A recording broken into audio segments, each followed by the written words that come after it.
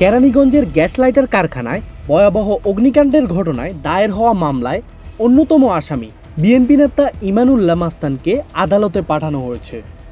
রোববার সকাল 9:30টার দিকে তাকে আটক করে দক্ষিণ কেরানীগঞ্জ থানা পুলিশ।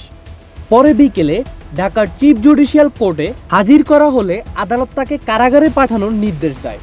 একই সঙ্গে আগামী সোমবার তার রিমান্ড শুনানির দিন নির্ধারণ করা হয়েছে। এই ঘটনায় নারীসহ 6 জনের মরদেহ উদ্ধার করা হয়েছে। নিহতদের লাশ মিটফোর্ড হাসপাতালের মর্গে রাখা হয়েছে এবং ডিএনএ পরীক্ষার মাধ্যমে স্বজনদের কাছে হস্তান্তরের প্রক্রিয়া চলছে। অগ্নিকাণ্ডে গুরুতর আহত 2 জনকে জাতীয় বার্ন ইউনিটে ভর্তি করা হয়েছে। তাদের অবস্থা আশঙ্কাজনক বলে জানিয়েছে চিকিৎসকরা। তদন্তে উঠে এসেছে 2025 সালে আগুন লাগার পর এই কারখানাটি প্রশাসনের পক্ষ থেকে সিলগালা করা হয়েছিল।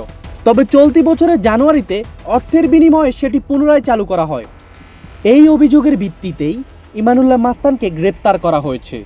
এদিকে পলাতক কারখানার মালিক আকরাম হোসেনকে গ্রেপ্তারের চেষ্টা চলছে বলে জানিয়েছে পুলিশ। ওনার নাম হলো ইমানুর রহমান মাস্তান। উনি আগানগর ইউনিয়নে বাসিন্দা এবং সে একজন চেয়ারম্যান প্রার্থী বলে এলাকায় সমালোচিত আছে। বছর খানিক আগে আরেকবার এই ফ্যাক্টরিতে আগুন লেগেছিল। ওখানে এই মোবাইল কোর্টের মাধ্যমে আমাদের আইন শৃঙ্খলা বাহিনী, সেনাবাহিনী ছিলেন, ওটা সিলগালা করে দিয়েছিল। পরবর্তীতে এই সিলগালা কিভাবে খুলেছে এখন তদন্তের বিষয়, পরে তদন্ত সাপেক্ষে পর বিস্তারিত বিজ্ঞ আদালতে তার রিমান্ডের আবেদন করেছি। বিজ্ঞ আদালত রিমান্ড মঞ্জুর করলে আমরা জিজ্ঞাসাবাদে। কতদিনের রিমান্ড আবেদন করছেন? আমরা 10 দিনের রিমান্ডের আবেদন করেছি। এই মামলায় কতজনকে আসামি করা হয়েছে?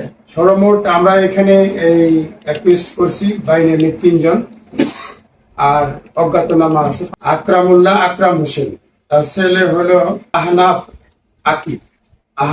আকিব আকরাম, 3 নম্বর হলো ইমানুল্লাহ মাস্তান এলাইস মাস্তান।